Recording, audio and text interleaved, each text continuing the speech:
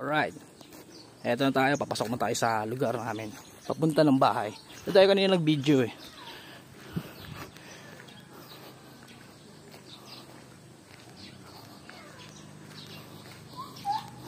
Tour guide ko lang muna kayo ha.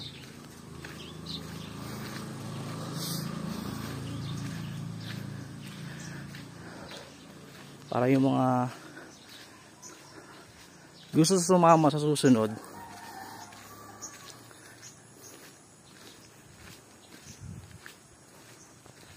makita nyo na yung lugar namin. Malayo rin kami kasi sa syudad. Siguro ang oras ng dagat papunta dito, mga 1 oras sa dagat ka na. Maganda yung lugar, malayo sa polusyon. Itong kalsada na to, baka next year tapos na to, magiging bato na to. Kasi naka-project na to kay Kagawad eh. Kailangan nilang manalo lang ngayon.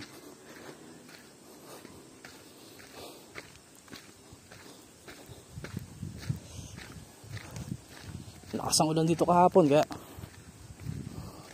sukong tayo sa putik.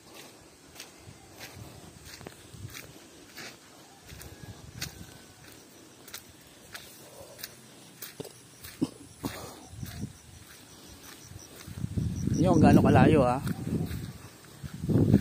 mula dun sa kalsadang kanina binidyoan ko.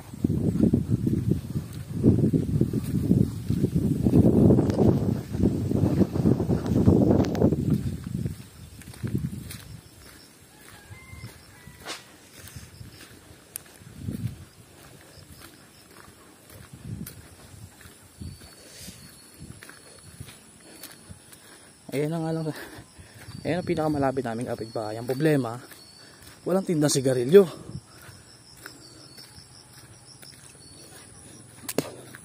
Kaya naglakad pa ako na malayo.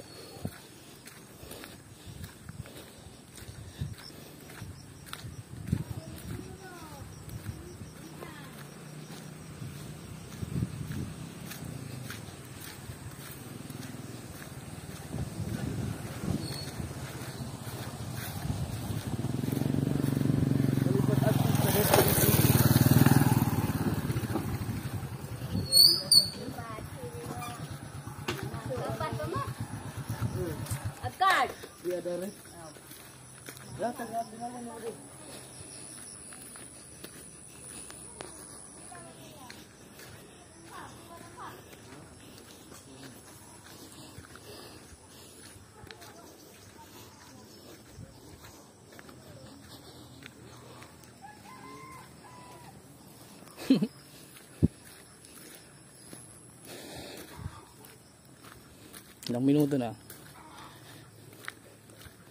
3 minutes na tayo pa lalakad.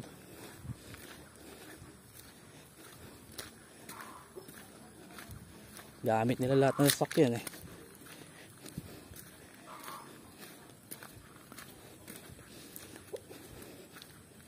Wala rin tayo mautusan kasi may pasok yung kapatid natin. Magulang naman natin eh. Alam mo na, election, busy.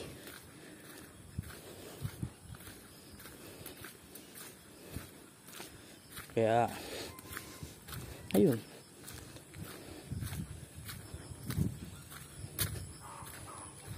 tayo lang mag-isa.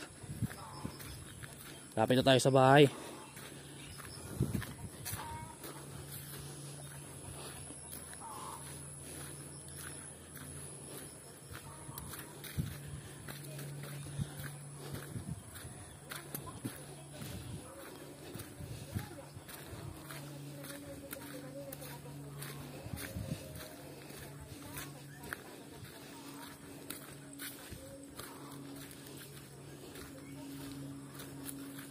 Kung may upload natin to ngayon,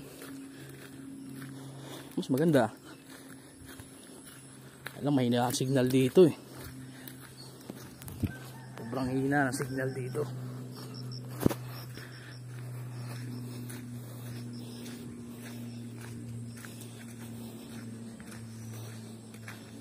Oh, 5 minutes tayo naglakad, andito na tayo.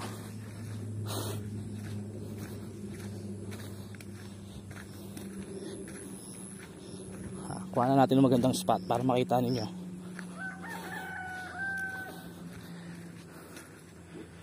Ang baluarte natin dito eh, wala dun.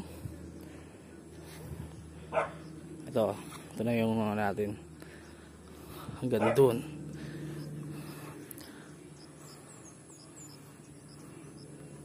Ganda spot natin.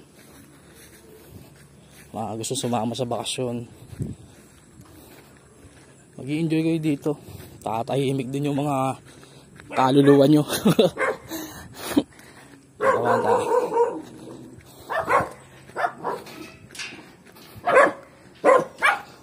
Huwag na maingay.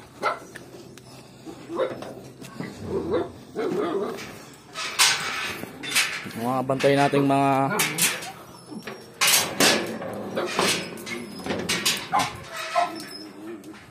sitlit, tapang-tapang.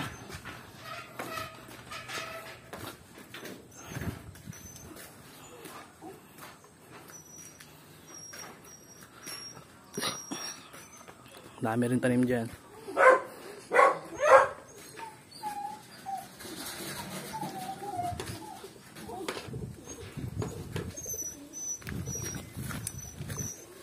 Ayan, pakita ko lang sa inyo. Wala, green pa kasi. Ayan, hanggang dun yan.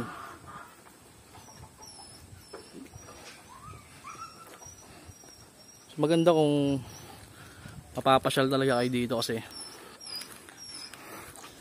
mas maganda yung tanawin talaga kaysa camera, cellphone.